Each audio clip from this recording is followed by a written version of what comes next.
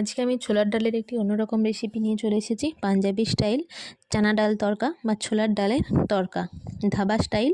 তো এই ধাবাতে কীরকমভাবে ছোলার ডাল করে খেতেও জাস্ট অপূর্ব লাগে, সেই রকম ধাবা স্টাইল চানা ডাল তড়কা আমি আপনাদের সামনে নিয়ে চলে এসেছি। কেমন লাগে অবশ্যই জানাবেন।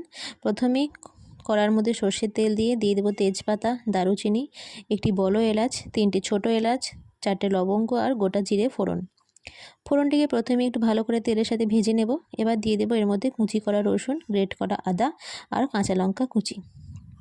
সব কিছু ভালো করে তেলের সাথে মিশিয়ে নেব, ভেজে নেব একটু লাল করে।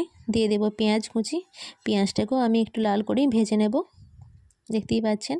এবার এর মধ্যে দিয়ে দেবো কুচি করে রাখা টমেটো, স্বাদ মতো নুন, হলুদ গুঁড়ো আর কাশ্মীরি লাল লঙ্কার গুঁড়ো। দিয়ে দেবো ধনে গুঁড়ো। সব কিছু ভালো করে ভেজে নেব একটু জল দিয়ে, যাতে মশলাটি পুড়ে না যায়।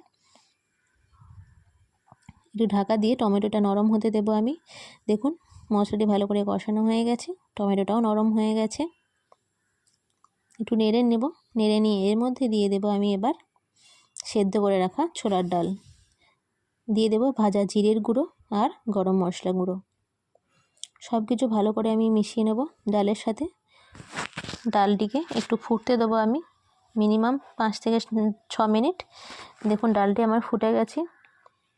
একটু তড়কা দেবো এর মধ্যে। এবার তড়কা প্যানের মধ্যে নিয়ে নিয়েছি 2 চামচ ঘি, একটু তেলও অ্যাড করে দিলাম। দিয়ে দেবো জিরে আর শুকনো লঙ্কা। এবার দিয়ে দেবো এর মধ্যে অল্প হিং, দিয়ে দেবো গ্যাসের ফ্লেমটা অফ করে কাশ্মীরি লাল লঙ্কার গুঁড়ো। এবার ওই তড়কাটি আমি এর মধ্যে ডালের মধ্যে দিয়ে দেবো। তাহলেই কিন্তু আমার ডাল তড়কা একদম রেডি, ধাবা স্টাইল। দেখতেই পাচ্ছেন কত সহজেই তৈরি হয়ে গেল। আপনারা অবশ্যই একবার বাড়িতে বানিয়ে দেখবেন। কেমন লাগলো খেতে অবশ্যই কমেন্ট করে জানাবেন। আজকে আমার ভিডিও কেমন লাগলো অবশ্যই সেটা কমেন্টে জানাবেন। আর আমার ভিডিও ভালো লাগলে অবশ্যই লাইক করে সাবস্ক্রাইব করে পাশে থাকবেন। ফেসবুক থেকে দেখলে অবশ্যই ফলো করে দেবেন। আপনারা কে কোথা থেকে আমার ভিডিও দেখছেন সেটাও কিন্তু কমেন্টে অবশ্যই জানিয়ে দেবেন।